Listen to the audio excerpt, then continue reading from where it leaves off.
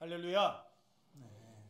오늘도 거룩한 주일 하나님 전에 나오신 여러분의 삶 가운데 하늘의 이루와 평강이 늘 함께 하시며 독수리 날개쳐 올라감과 같은 새 힘을 주시는 하나님의 은혜가 풍성하게 임하시기를 주님의 이름으로 축복합니다. 우리 옆에 계신 분들과 함께 인사하겠습니다. 행복한 애음교회에 참 잘 오셨습니다. 하나님은 여러분을 사랑하십니다. 저도 여러분을 사랑하고 축복합니다. 감사합니다. 남자는 새 여자의 말을 잘 들어야 된다고 합니다. 누구죠? 엄마, 아내, 그리고 내비. 제가 오늘 아침에 그 가운데 하나의 말을 안 들었습니다. 누구의 말 안 들었을까요? 아내의 말요.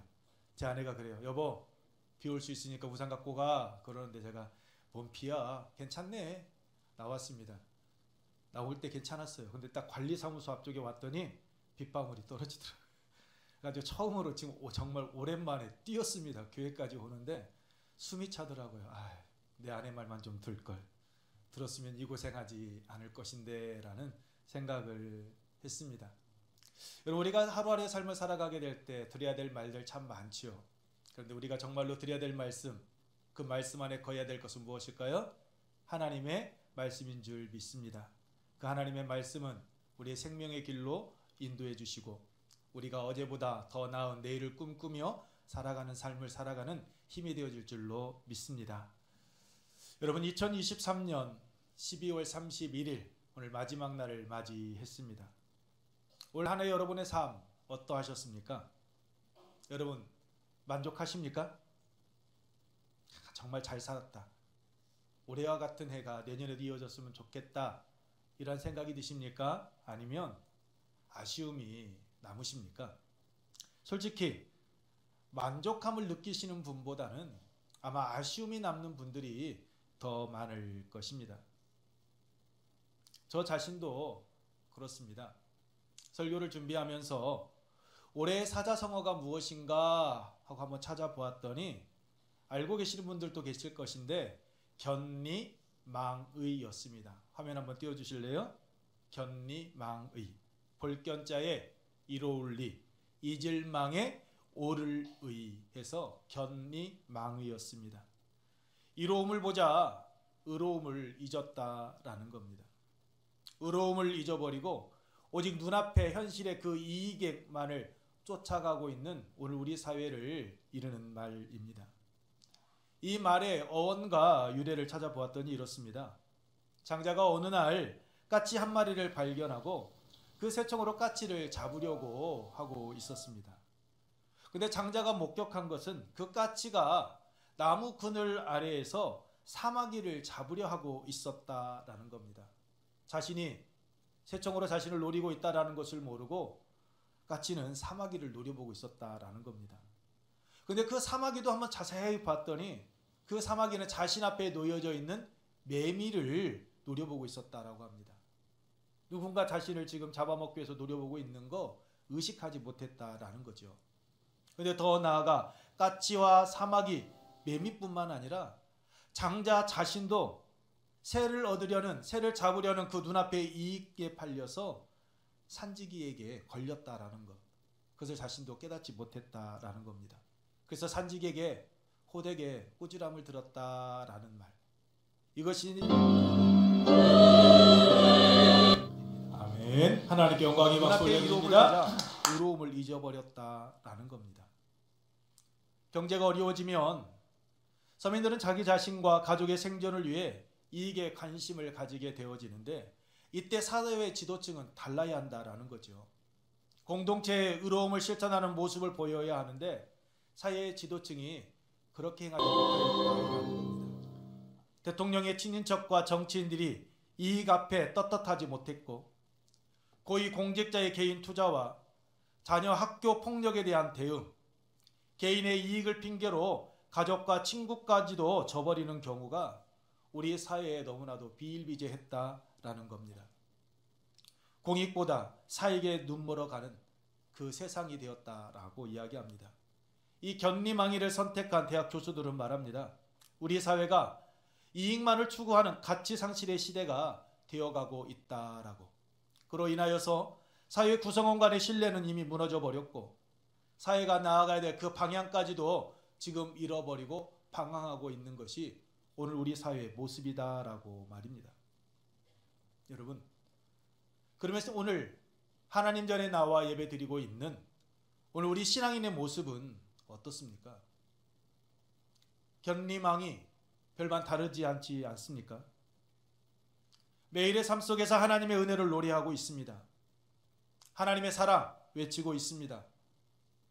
그런데 정작 하나님의 은혜와 하나님의 사랑을 수없이 반복해서 이야기하고 있지만 정작 헌신과 봉사의 자리, 나를 필요로 하는 곳에 온전히 나를 내려놓고 있는가, 나를 희생하며 나아가고 있는가 생각해 보게 되면 그렇게 하지 못하죠. 하나님의 영광, 교회 생각한다라고 우리는 이야기하고 있습니다. 그런데 어떻습니까? 하나님의 영광과 교회의 안위보다는 나 자신의 안위를 먼저 생각하고 여러분 행동하고 나아가고 있지는 않습니까? 이 견리망이라는 이 사자성어를 보면서 제 자신을 한번 뒤돌아 보았습니다. 하나님의 말씀 앞에 서 있는 저 자신, 눈앞의 이익에 어두워서 혹 하나님께서 나에게 맡겨주신 사명 그릇되게 행하고 있지는 아니한지, 내가 정말로 추구하고 나아가야 될 것은 입술의 고백처럼 하나님의 영광과 교회의 안위인데 이 견리망이라는 일처럼 나 자신도 나 자신의 안위를 먼저 생각하고 움직이고 있지는 아니한지, 정말 하나님께서 나에게 원하시는 그 삶의 모습 나는 망각하고 있지 아니한지 오늘 저 자신을 뒤돌아 보았습니다. 여러분은 어떻습니까? 신앙생활함에 있어서 견리망이의 자세가 되어 있지는 않습니까? 오늘 하나님께서 우리에게 원하시는 그 삶의 모습들 우리가 회복하고 2024년 새해를 기쁨으로 맞이하며 나아가기를 소망합니다. 사랑하는 성도 여러분, 복음의 핵심이 무엇입니까? 복음의 핵심은 십자가에 못 박히신 예수님께서 우리의 주와 그리스도가 되신다는 사실입니다. 그래서 사도 요한은 말합니다. 처음부터 들은 것을 너희 안에 거하게 하라라고 말입니다. 처음부터 들은 것, 예수 그리스도의 그 십자가의 보혈의 피, 그 복음을 붙들고 살아가라라고 말입니다. 왜냐하면 예수가 주라는 믿음 안에 살아가는 사람만이 하나님 안에서 온전한 구원의 은혜를 누리는 삶 살아갈 수 있기 때문입니다. 하나님의 구원의 은혜를 누리는 자 어떤 자입니까? 그는 2장 29절 말씀과 같이 의를 행하는 자입니다. 의를 행한다. 이것은 하나님의 뜻을 묻고 하나님의 말씀을 따라 살아가는 삶을 의미합니다. 이들은 하나님께 난 자들이기 때문에 삶의 자리에서 예수 그리스도의 이름을 자랑합니다. 예수 그리스도께서 우리를 위하여 달려 죽으신 그 십자가만을 붙들고 살아갑니다. 예수 그리스도의 그 이름과 십자가가 구원의 능력이 됨을 의심하지 않기 때문입니다. 그래서 예수 그리스도의 이름과 십자가의 그 구원의 능력을 믿고 나아가는 자는 주님 강림하실 때 부끄러움이 없는 모습으로 담대하게 주님을 맞이하게 되는 겁니다. 성령의 인도하심 속에서 진리 안에 거하는 삶, 구원의 확신을 가지고 살아가게 되기 때문입니다. 그렇습니다. 주님께 난 자는 처음부터 들은 것, 복음이신 예수 그리스도 안에서 구원의 확신을 가지고 살아갑니다.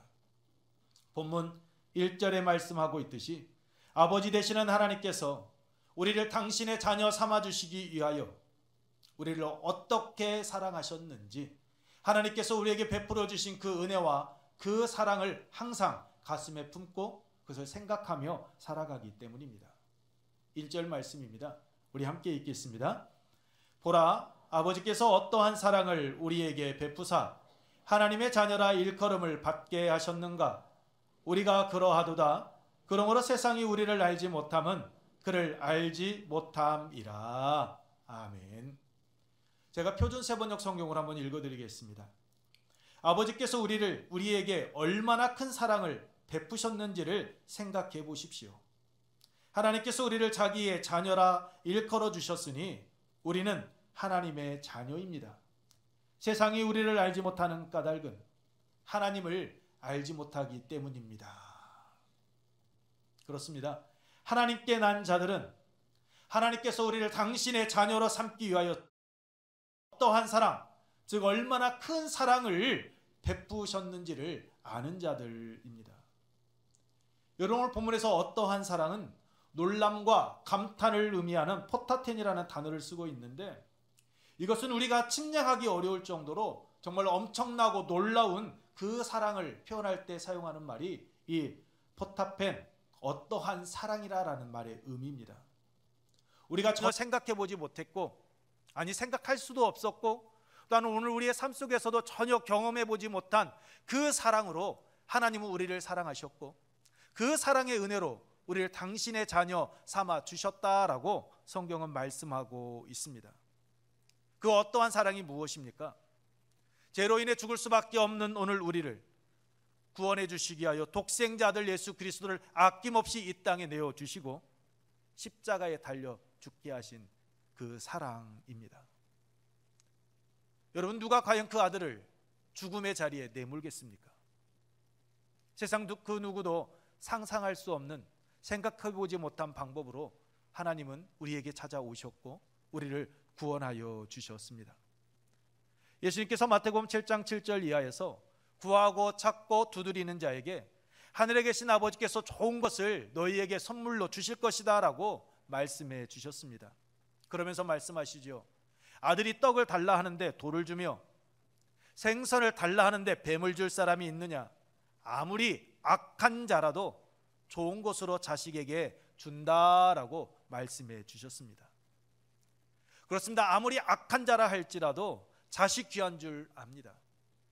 그 자식이 나의 마음에 상처를 주고 내 기대에 부응하지 못하는 삶을 살아갔다 할지라도 그 자녀를 생각하는 그 부모의 마음은 애틋합니다. 그 자녀들이 부모에게 요구하게 되면 그 자녀에게 줄 수 있는 것, 모든 것을 다 내어주려고 하는 것, 그것이 바로 부모의 마음입니다. 그런데 과연 그 누가 그 자식을 다른 사람을 위하여서 죽음의 자리로 내몰겠습니까? 그런데 하나님께서는 그 귀한 독생자 아들 예수 그리스도를 죽음의 자리, 그것도 치욕의 자리에, 그 수치의 자리에 내어주셨습니다. 우리를 죄에서 구원하여 주시기 위해서 말입니다. 그 십자가에 흘려진 그 보혈의 피로 우리를 죄를 대속해 주시는 여러분 싹스로 하나님은 지불하게 하셨습니다. 우리를 구원하여 주시고 당신의 자녀 삼아주기 위해서 말입니다. 어떠한 사랑을 우리에게 베푸사라고 말씀하고 있듯이 우리가 측량할 수 없을 정도로 우리를 하나님은 사랑하셨기 때문입니다. 과거에 사랑하신 하나님, 지금 현재도 나와 함께 하시고 나를 사랑하시며 앞으로 다가올 미래에도 동일하게 사랑하실 것이기 때문입니다. 우리를 향한 하나님의 사랑은 어제나 오늘이나 영원토록 변함없이 동일하시기 때문입니다. 그래서 하나님은 그 어떠한 사랑, 측량할 수 없는, 전혀 생각해보지도 경험해보지 못한 그 사랑으로 우리를 당신의 자녀 삼아 주신 것입니다. 그런데 1절 하반절에 보면 이렇게 말씀합니다. 그러므로 세상이 우리를 알지 못함은 그를 알지 못함이라 라고 말입니다. 하나님의 측량할 수 없는 사랑을 받은 우리, 예수 그리스도의 십자가의 보혈의 피로 구원함을 받은 우리를 세상 사람들은 모른다라는 겁니다. 세상 사람들이 우리가 신앙생활 하는 것을 결코 이해하지 못한다라는 겁니다. 왜 예수를 믿는지, 왜 예수를 믿으면 교회밖에 모르는지, 왜 예수를 믿으면 교회밖에 모르고 주일마다 교회에 나아가 예배를 드리는지, 왜 그들의 삶의 자리에서 교회가 우선이 되어져 있는지 전혀 이해하지 못한다라는 겁니다. 왜 그럴까요? 왜 그들이 우리가 예수 그리스도를 나의 구주로 믿고 고백하는 그 삶을 살아가는 자들이 교회 중심으로 살아가는 것 이해하지 못할까요? 그것은 본문 말씀과 같이 하나님을, 예수 그리스도께서 하나님의 아들 되심을 그들이 알지 못하기 때문입니다. 그들의 마음으로 믿지 못하고 고백하고 있지 못하기 때문입니다. 여러분, 유대인들을 한번 보십시오. 그들은 요한복음 7장 41절에 말씀하고 있듯이 어떻게 메시아가 갈릴리에서 나오겠느냐라고 하면서 갈릴리 출신 예수 그리스도를 인정하지 않았습니다. 무시했습니다. 마태복음 26장 63절 이하의 말씀을 보게 되면 산헤드린 공회 회원들, 즉 유대인들의 정치 지도자들이 모였던 그 산헤드린 공회는 어떻습니까? 예수님께서 자칭 하나님의 아들이라고 말을 하자 예수님을 신성 모독자로 여러분 몰아서 십자가에 달려 죽게 만들었습니다. 출애굽기의 말씀을 보게 되면 예구방 바로가 이스라엘 백성들에게 무거운 짐을 지우며 그들을 괴롭게 했다라고 말씀하고 있습니다. 그래서 이것을 견디지 못했던 이스라엘 백성들이 하나님께 부르짖습니다. 그래서 하나님께서 그들의 부르짖음을 들으시고 보시고 그들의 근심을 알고 그들을 모세를 통하여서 출애굽시켜 주셨습니다. 여러분, 왜 애굽왕 바로가 이스라엘 백성들을 그렇게 괴롭힌 겁니까? 왜 그렇게 핍박을 한 겁니까? 출애굽기 1장 8절 말씀입니다. 요셉을 알지 못하는 새 왕이 일어나 애굽을 다스리더니. 요셉을 알지 못하는 새 왕. 그렇습니다. 이스라엘 백성들의 조상인 요셉이 애굽에 임한 7년 대흉년에서 애굽을 구원해냈다라는 것 알지 못했기 때문입니다. 그러다 보니 요셉으로 대표되는 이스라엘 족속에게 호의나 관심을 가져주지 않았던 겁니다. 이스라엘 백성들이 생육하고 불어나 번성해지자, 그들이 점점 강성해지자 혹시 그들이 적과 내통하고 자신들을 파멸로 이르게 하지 않을까라는 그러한 불안한 생각이 들어 무거운 짐을 지우며 계속해서 괴롭혔던 겁니다. 아들을 낳으면 죽이라고 명하면서까지 말입니다. 여러분, 이처럼 알지 못하면 관심을 가지지 않고 관심 갖지 않다 보면 주위에 있는 사람들 힘들게 할 수밖에 없습니다. 초대교회 성도들을 향한 세상의 눈도 이와 같았습니다. 초대교회 성도들은 자신들을 향한 하나님의 사랑이 무엇인지 알고 있었습니다. 깨달았습니다. 자신들을 죄에서 구원하여 주시기 위하여 독생자를 보내주신 그 하나님의 사랑을, 자신들에게 구원의 길을 열어주신 하나님의 사랑을, 예수 그리스도를 나의 구주로 믿고 고백함으로 새 생명을 얻게 하신 그 하나님의 사랑을 그들은 깨달았고 그들은 알았습니다. 그러나 세상은 하나님이신 예수 그리스도에 모르다 보니 예수님께 속했던 그 그리스도인들까지, 초대교회 성도들까지 핍박하고 조롱하며 무시하며 나아갔던 겁니다. 그리스도인들이 예수 그리스도의 핏값으로 산 존재임을, 살아계신 하나님의 자녀가 되었다라는 것을 이해할 수 없었기에 그들은 자신들의 그 관점에서 이 초대교회 성도들을 조롱하며 나아갔던 겁니다. 그들의 관점에서 보게 되면 충분히 이해할 수 있는 일이지요. 여러분, 지금도 보십시오. 세상 사람들은 말합니다. 예수 그리스도의 그 십자가의 복음을 믿고 구원받으라라고 말하면 그렇게 말하는 우리를 미련하다고, 어리석다고 조롱합니다. 최첨단 과학시대를 살아가고 있으면서 천국이 있다? 죄에서 구원받아야 된다? 말도 안 된다라고, 어리석다라고, 아직도 그러한 고리타분한 생각을 품고 있느냐라고, 답답하다라고 이야기합니다. 왜요? 우리가 교회 다닌다고, 우리가 예수 그리스도를 믿는다고 하였을 때 다른 사람들이 부러워할 정도로 우리의 삶이 갑자기 변화되어지게 되면 참 좋은데 전혀 그렇지 않기 때문입니다. 세상 사람들이 느끼지 못했던, 경험해보지 못했던 그러한 일들이 예수 그리스도를 나의 구주로 믿고 고백하는 오늘 우리의 삶의 자리에서 펼쳐져야 되는데, 예수를 믿는 자들이나 예수 그리스도를 믿지 않는 자들이나 별반 다를 것 없는 그 모습으로 살아가고 있는 그들의 모습, 우리의 모습을 이해할 수 없기 때문입니다. 어느 날 큰 마음을 품고 로또를 우리가 구입했다며, 그 로또가 1등에 당첨되어지는 그러한 은혜를 받아 누린다며, 야, 내가 기도했더니, 내가 교회 나가서 정말로 간절히 기도했더니 이 로또가 당첨됐다라고 말할 수 있고, 아, 그러면 교회 가면 로또 당첨되는 거야? 이런 말을 들을 수 있을 것인데 수없이 로또를 사도 어때요? 당첨되지 않습니다. 아이들 명문대, 명문과에 진학하기를 원하는데 기대에 미치지 못합니다. 대학 졸업하고 좋은 기업에, 대기업에 취직하기 원하는데 취직되지를 않습니다. 결혼의 문제로 신음합니다. 사업이 번창해 가기를 원하는데 사업도 회복될 기미가 전혀 보이지를 않습니다. 세상 사람들이 말하는 그 갈급해하는 그 성공이라는 것이 오늘 우리에게 주어져야 되는데 오늘 우리의 삶 가운데 주어지지를 않습니다. 그래서 세상 사람들 말하잖아요.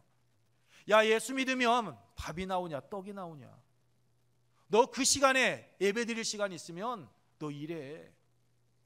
그러면 먹고 살 수 있어. 좀 더 나은 삶 살아갈 수 있지 않을까? 예수 믿음으로 인해서 우리의 삶이 좀 부유해지면 좋은데 예수 그리스도를 나의 구주로 믿고 고백해도 나아지는 기미가 전혀 보이지 않습니다. 예수를 믿는데 더 깊은 수렁에 빠져가는 것만 같습니다. 하나님의 말씀대로 살아간다라고 고백하고 있는데 그 말씀대로 살아가면 살아갈수록 오히려 세상 사람들과 멀어져 가는 그런 모습들, 우리의 삶 속에서 지켜볼 수 있지 않습니까? 수없이 넘어지잖아요. 그러면서도 주일이면 수요일이면 어김없이 교회 나가 예배드립니다. 교회 나올 때 또 빈손으로 나오지 않죠. 하나님께 예물도 드립니다. 시간 드리는 것도 이해가 안 되는데 그걸 하나님께 예물로 드린다고? 야, 그거면 네 줄임배 채울 수 있어. 그 돈 조금만 모으면 너가 원하는 거 얼마든지 구입할 수 있는데 그걸 또 하나님께 예물로 드려? 이해할 수 없는 일들 오늘 우리의 삶의 자리에서 우리가 펼쳐가고 있지 않습니까? 교회 다니는 너나 교회 안 다니는 나나 사는 거 다 똑같잖아. 그런데 왜 그렇게 교회 매여 사냐? 주일이면 교회 나가 예배드려. 어리석은 사람, 즐겨. 이렇게 사람들은 말하지 않습니까? 우리 비웃잖아요. 무시하잖아요. 왜 그러는 겁니까? 그들은 십자가의 복음, 예수 그리스도의 그 사랑, 하나님이 우리를 어떠한 사랑으로 사랑하고 계시는지, 우리를 당신의 자녀 삼아주신 그 하나님의 사랑을 그들은 깨닫지 못하고 있기 때문입니다. 하나님이신 예수 그리스도가 누구인지 모르기 때문입니다. 우리를 죄에서 구원하여 주시기 위하여 기꺼이 당신의 몸을 내어주신 예수 그리스도의 그 십자가 희생의 사랑을 모르기 때문입니다. 세상 사람들이 추구하는 것은 영적인 것이 아니라 육신의 정욕과 안목의 정욕과 이생의 자랑이기 때문입니다. 요한일서 2장 15절에서 17절 말씀 우리 함께 읽습니다. 이 세상이나 세상에 있는 것들을 사랑하지 말라. 누구든지 세상을 사랑하면 아버지의 사랑이 그 안에 있지 아니하니 이는 세상에 있는 모든 것이 육신의 정욕과 안목의 정욕과 이생의 자랑이니 다 아버지께로부터 온 것이 아니요 세상으로부터 온 것이라. 이 세상도 그 정욕도 지나가되 오직 하나님의 뜻을 행하는 자는 영원히 거하느니라. 아멘. 세상이 소망하는 것은 육신의 정욕입니다. 안목의 정욕입니다. 이생의 자랑입니다. 내가 높아지는 것이고 내가 원하는 것을 차지하는 것이고 내가 세상 가운데 존귀함을 얻는 겁니다. 나의 자랑거리를 만들어 가는 것입니다. 이처럼 서로 소망하는 것과 바라보는 것이 다르기 때문에 그들은 우리를 조롱하고 여러분 비웃을 수밖에 없는 겁니다. 그래서 세상 사람들이 우리가 교회에 다닌다고 비 오는 데에도 굳은 날씨에도 하나님 앞에 나와 예배 드린다고 우리를 비웃고 손가락질한다 할지라도 우리는 그것 때문에 마음 아파할 이유가 없습니다. 움츠려들 이유가 없습니다. 우리는 이 땅의 것이 아니라 유한한 것이 아니라 무한한 영원한 것, 저 천국을 소망하며 영생을 꿈꾸며 나아가는 자들이기 때문입니다. 사랑하는 성도 여러분, 하나님의 사람들, 하나님께 난 자들은 압니다. 우리가 이 땅을 살아가기에 세상 사람들과 같이 이 땅의 것을 소망하고 그것에 매여 있지만 주님 다시 오실 때를 소망하는 삶, 그때를 우리는 꿈꾸는 삶을 살아가고 있다라는 것을 말입니다. 예수 그리스도의 십자가의 죽으심과 부활이 다시 오심이 우리에게 산 소망이 되어진다라는 것을 말입니다. 2절 말씀입니다. 우리 함께 읽습니다. 사랑하는 자들아, 우리가 지금은 하나님의 자녀라. 장래에 어떻게 될지는 아직 나타나지 아니하였으나 그가 나타나시면 우리가 그와 같을 줄을 아는 것은 그의 참 모습 그대로 볼 것이기 때문이니. 아멘. 사람들은 말합니다. 죽은 후에 무엇이 있는지 누가 아느냐라고. 네가 봤어? 라고 묻습니다. 맞습니다. 장래에 어떻게 될지는 나타나지 아니하였다라고 말씀하고 있듯이 장래에 어떻게 될지는 아직 우리는 모릅니다. 나타나지 않았기 때문입니다. 하지만 우리 역시 그때 가봐야 알 일이요, 아직까지는 우리가 경험해 보지 못한 이 말씀이지만 우리는 저 천국 영원한 하나님의 나라를 믿음으로 고백하며 나아가는 자들입니다. 다시 오실 주님을 우리는 확실히 믿고 고백하며 나아가고 있습니다. 우리가 그와 같을 줄 아는 것은 그의 참모습 그대로 볼 것이기 때문이니 라고 말씀하고 있듯이 영광 중에 다시 오실 주님을 영화로운 몸으로 변화되어 분명히 우리는 그 주님을 맞이하게 될 것이기 때문입니다. 그래서 하나님의 자녀는 세상 속에서 세상 사람들과 같은 삶을 살아가지만 언제나 다시 오실 주님을 소망하며 그날을 기다리며 살아가는 겁니다. 주님과 같이 영화로운 몸으로 거듭나게 될 것을 믿어 의심하지 않기 때문입니다. 그래서 다시 오실 주님을 소망하며 살아가는 자는 여러분 깨끗한 삶을 살아가는 것입니다. 정결한 삶을 살아가야 합니다. 3절 말씀입니다. 우리 함께 읽습니다. 주를 향하여 이 소망을 가진 자마다 그의 깨끗하심과 같이 자기를 깨끗하게 하느니라. 아멘. 주님께서 다시 오시는 그날 주님을 볼 때 주님과 거룩하고 영화롭게 되기를 기대하는 자는 주님께서 깨끗하신 것과 같이 자기 자신도 깨끗한 삶을 살아가며 준비한다라고 말씀하고 있습니다. 여기서 깨끗하니라라는 이 말씀은 성결케 한다라는 말씀입니다. 성결례를 행한다라는 말씀입니다.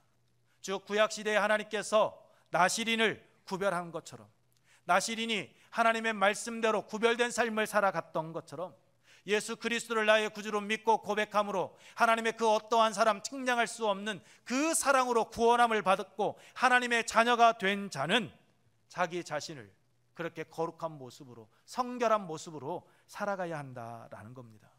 죄를 떠나 죄를 짓지 아니함으로 자기 자신을 성결하게 하는 구별되게 하는 삶을 살아가야 한다라는 것입니다.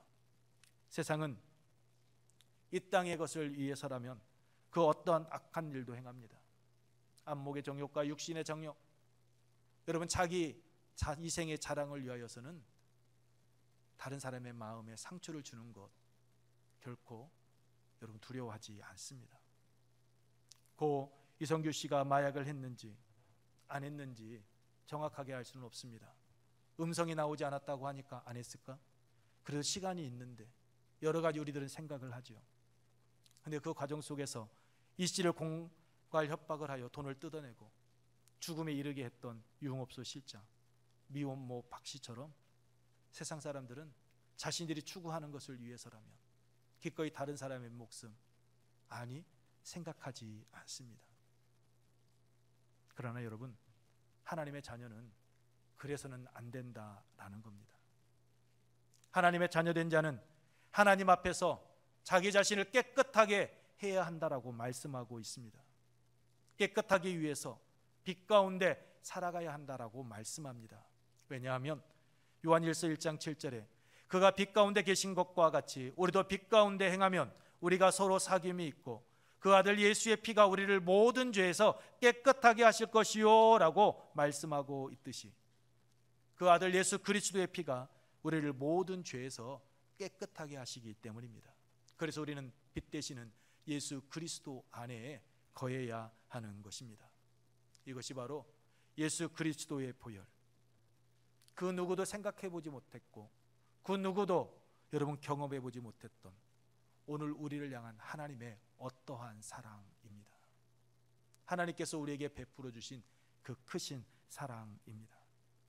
이 측량할 수 없는 하나님의 사랑이 오늘 우리를 이 자리로 인도한 것이고 우리로 하여금 세상 사람들과 구별되는 삶을 살아가게 하는 것입니다. 우리를 생명의 길로 인도해 줍니다. 하나님의 측량할 수 없는 이 사랑이 여러분의 삶의 자리에서 내일의 소망을 품고 열매 맺는 삶을 살아가게 하는 것입니다. 말씀을 마치겠습니다. 하나님은 우리를 사랑하셔서 독생자 아들 예수 그리스도를 십자가에 내어주시는 측량할 수 없는 사랑으로 우리를 당신의 자녀 삼아 주셨습니다.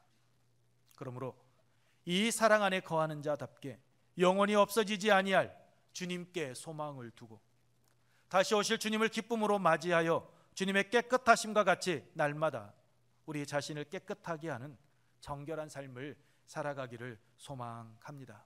그래서 2023년 잘 마무리하고 2024년 하나님의 어떠한 사랑, 측량할 수 없는, 생각해보지도 못했고 경험해보지 못했던 그 하나님의 사랑으로 하나님의 자녀가 된 자답게 2024년에는 여러분의 삶의 자리에서 예수 그리스도의 향기가 풍겨지고 그 안에서 아름다운 열매를 맺는 복된 삶 살아가시기를 주님의 이름으로 축복합니다.